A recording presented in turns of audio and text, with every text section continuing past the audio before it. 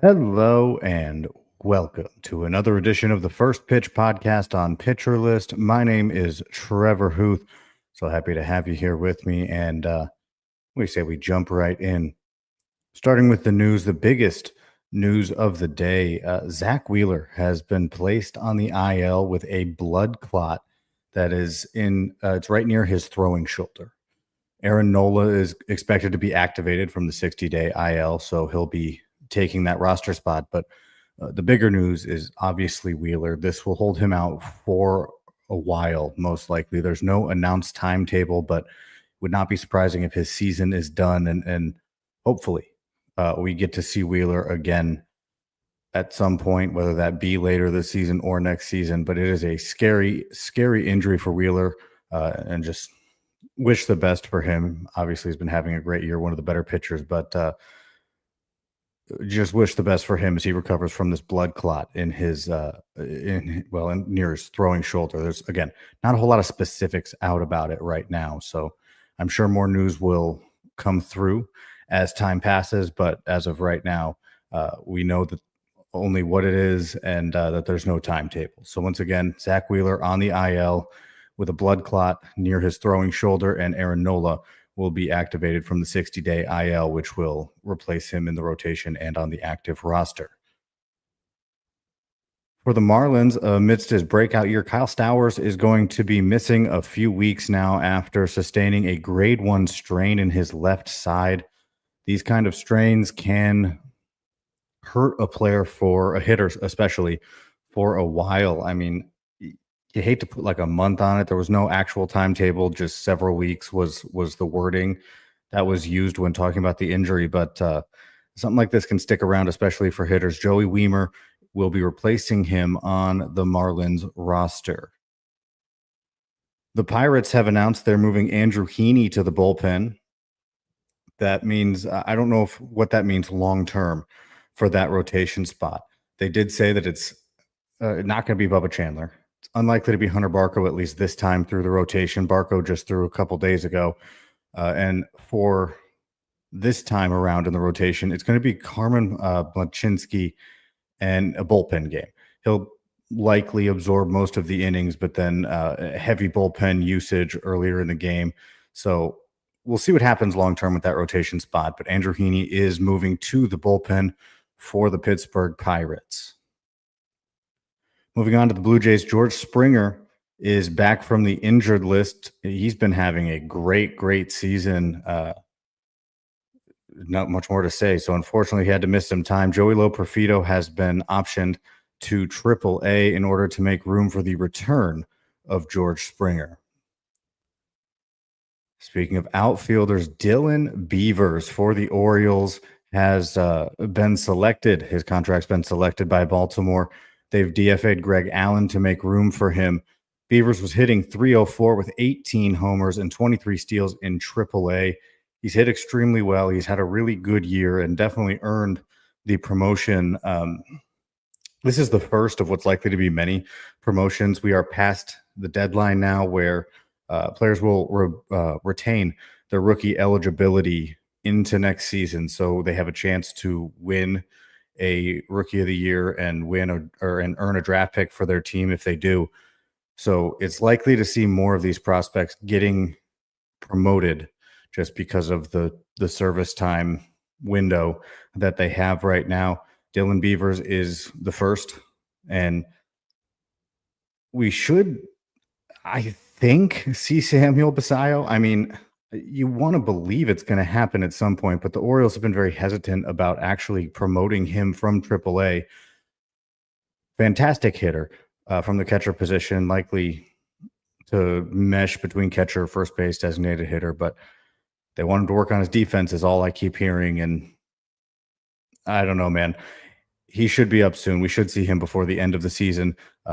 Confusing that he is still down there, but Beavers is the first one to get the call for the Orioles. And rounding out our news, Matt Chapman has been placed on the 10-day IL with hand inflammation. Ryan Walker goes to the paternity list for the Giants. Those roster spots went to Keaton Wynn and Landon Roop.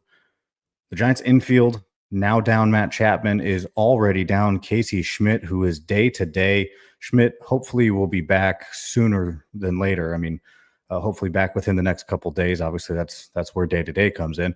But their infield is a little thin right now. Christian Koss is likely to be the benefactor of the available playing time. Moving on, let's talk about some hitting highlights for the Athletics. Colby Thomas, talked about him on yesterday's podcast. He hit another home run. That makes it back-to-back games. His hot hitting has just continued on.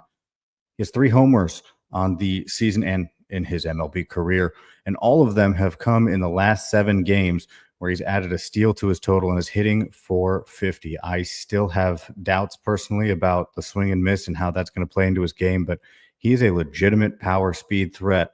And if he's going to be able to hit, I'm obviously not .450, let's be real here, but if he's going to be able to hit enough, that power, that speed will show through, and he will be a solid fantasy outfielder. And he's been doing very well as of late. Brenton Doyle for the Rockies picked up another couple of hits, including a double. He's hitting .383 with 4 home runs and 3 doubles in August. And just to highlight his hitting for the month, he has at least 1 hit in 11 of the 14 games that he has played in the month of August. Said it once, I will say it again. He's a big buy low guy. People are down on him. I mean, he's hitting 230 something, and it was much worse, so obviously before August. But there was never a dip in his exit velos and hard hit. I've said that a billion times, and I'm going to keep harping on it because it seemed like just bad luck, and it really seems like things have been turning around for him in a big way, and hopefully that production is going to start picking up. Michael Harris II. He's just been so good since the All-Star break. I mean, if you pay attention to stats, I'm sure you've seen his, so I won't stay on him for too long here. He hit a home run in yesterday's game. He's hitting .386 with 8 home runs through 114 at-bats post All-Star break. That is just a dramatic turnaround from his .210 average with 6 home runs pre-All-Star break. So whatever has gotten into him, it's been really good. And, well, that's a good thing. So good for Michael Harris II. Talked about Dylan Beavers getting his promotion. He debuted, went 1 for 5 with a double and 2 strikeouts in that game. For the Reds, Ke'Bryan Hayes hit a home run and a double in yesterday's games. In his Reds tenure, Hayes is doing about what he does. He hit .234, or he's hitting .234 with a pair of home runs through 15 games. Not the offensive guy. I was kind of hoping that a trade to the Reds and calling Great American Ballpark home would increase his fantasy production. It has not. He just needs to lift the ball a little bit more. He's not doing it. That's been the case his entire career. People have been saying that his entire MLB career.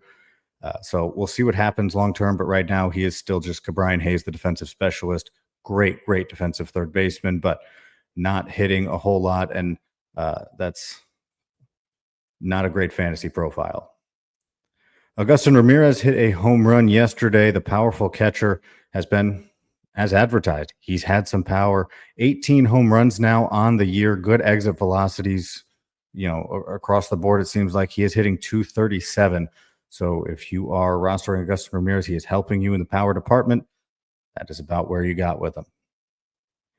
And finally, for offense, the Blue Jays hitters exploded for 14 runs on the strength of 2 home runs from Miles Straw. He has 4 on the year now, effectively doubling his season total in 1 game. Dalton Varsho hit a home run, which is his 13th, and Davis Schneider hit a home run as well, his 8th on the year. Taking a look at some pitching, Luis Morales, big fan. I've mentioned him a lot. I think he is going to be a great MLB starter. He hadn't gotten much length, and he's had his issues with walks. However, in the game yesterday, Luis Morales walked 2 and surrendered 5 hits. He lasted 5 innings, allowing 1 run and striking out 5. This is by far his longest outing in the big leagues, and obviously not walking only 2 is solid compared to his last outing where he walked many more than 2. But he's been good in the majors when the walks are not hurting him. And honestly, when he walked a lot, it didn't hurt him much either. But he has a 1.86 ERA in his big league outings. He has joined that rotation now, and it's good to see him get a little bit more length. He went 2 2/3 his last time out, went 5 this time. So I would be buying Luis Morales if you can. Blake Snell has continued his excellent performances since returning from the IL. He went 6 shutout innings with 3 strikeouts in the 3 starts since he has returned to action. He's got 21 strikeouts through 16 innings, allowing just 3 total earned runs. He has not allowed a run in his last 2 outings combined. Adrian Hauser, who was just really good for the White Sox, did not get off to the same start with his new club, the Rays, after he was moved to the trade deadline, but he did have a good outing yesterday in his new uniform, going 5 shutout innings and striking out 6. Justin Verlander also put up his best start of the season, going 7 shutout innings, scattering just 2 hits and striking out 8. Moving on to Detroit, Casey Mize struck out 10 batters through 6 1/3 innings, but he did allow 4 earned runs. He's kind of had a rough go of things lately. Over his last 7 games, he's posting a 5.45 ERA through 33 innings. He does have 34 strikeouts in that time. So Mize, he started off really well. Again, kind of dropped off as of late. Michael Lorenzen is back from the IL, and he went 4 innings with 3 strikeouts without allowing a run in his return to action. Here's where it starts to get fun. That Brian Wu versus Nolan McLean matchup that happened. Brian Wu went 6 innings against the Mets. He struck out 8 and allowed 1 run. He has reached at least 6 innings in every single one of his starts this year. That is just so impressive. Every time out, you know you're going to get at least 6 innings out of him. At least that's been the standard set so far this year. Just phenomenal. Nolan McLean made his MLB debut. Again, it was against the Mariners. He went 5 1/3 innings. He struck out 8. He did have 4 walks, but found plenty of success. And he had a breaking ball, at least one, that was 3,300 RPMs. That is insane. He has such a nice breaker. Oh my gosh, it's so much fun to watch, and it's going to be a swing and miss pitch. Just great. And I think this is a good start for him to try to grab a stronghold on that open rotation spot for the Mets. He's at least earned another look. I know that there's some other pitchers coming up behind him that may want to look. Brandon Sproat might get a look at some point this year, but it's hard to look at that and say, no, I think McLean's done. Hopefully this has definitely earned him a little bit more runway at the big league level. For the Nationals, Cade Cavalli had another good start, striking out 5 across 7 shutout innings. He's totaled 16 1/3 innings this year with the Nationals, with 14 strikeouts and 4 walks and a 2.20 ERA. Mike Burrows has a 4.45 ERA over his last 7 starts. He's had a rough go of things lately, but I did pull him out as an interesting pitcher to watch in yesterday's podcast. And guess what? He turned in a good start against the Cubs. Love to see it. 5 innings, allowing a run, 4 strikeouts. So amidst what has absolutely not been a good stretch for him, he did pull out a good start against the Cubs. Want to mention one reliever if you are looking for relief help. Since being traded to the Tigers, Kyle Finnegan has appeared in 7 games and has yet to allow a run. So he's totaled 7 2/3 shutout innings in a Tiger uniform. He is 4 for 4 in save opportunities with 10 strikeouts across that time. So it's been a good start to his career with his new team. And they've been using him in high leverage situations. With that, we're going to take a quick timeout. We come back. Got a few pitchers to talk about on the other end of this break. I do appreciate you listening. This is another edition of the First Pitch podcast on Pitcher List. And welcome back to the First Pitch podcast on Pitcher List. My name is Trevor Hooth. Thanks so much for joining me. We've talked news, we've talked hitting, we've talked pitching from yesterday's games. Let's take a look ahead at what we got coming up today. Christian Javier will be taking the mound for the 2nd time this year, coming back from injury. He toes the rubber against the Orioles, a good matchup for him. In his first outing back, he went 5 innings, 5 strikeouts, allowing a pair of earned runs against the Red Sox in his season debut. So solid against the Red Sox, got a good matchup against the struggling Orioles. It's a good recipe. Chris Paddock is going to be taking on his old team, the Twins. That's right. At the trade deadline, he was traded to the Tigers. And since then, he's put up a 3.45 ERA with 9 strikeouts across 15 innings. It's kind of Paddock at his best. They've messed with his pitch usage a little bit in Detroit, but always interesting to see a guy going against his old team, especially this soon after he was traded. Another arm trade at the deadline going today. Ryan Bergert is going against the White Sox, a good matchup, and he struck out 10 over his last 11 and a third innings with a ERA just over 3 since joining the Royals. So he's been very good, and he's got a good matchup. Definitely like Ryan Bergert heading into today's games. For the Cubs, Javier Assad is pitching against the Pirates in his second start of the season. He's been on the injured list.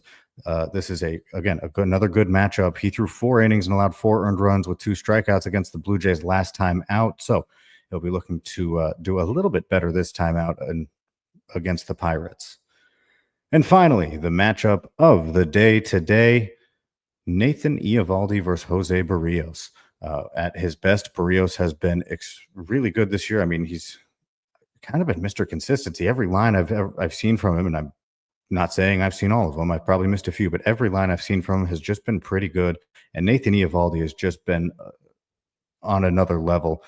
His ERA still has a 1 as the first number, and he's just been great for the Rangers this year. But that is my matchup of the day, Rangers versus Blue Jays, Eovaldi versus Barrios. And I appreciate you joining me here for this First Pitch podcast. Jake Crumpler will be back with you tomorrow. And of course, in the meantime, make sure to keep checking out pitcherlist.com for all the great top 100 lists, the pitchers, the hitters, the relievers. Nick, Scott, and Rick put a lot of good work into that. And of course, there is written content coming out on that website all the time that you should definitely check out. And if you're not a member of PL Pro, make sure to join that because our Discord is a rockin'. That's right. Baseball's being talked all the time. So join PL Pro so you can come and talk to us in that Discord.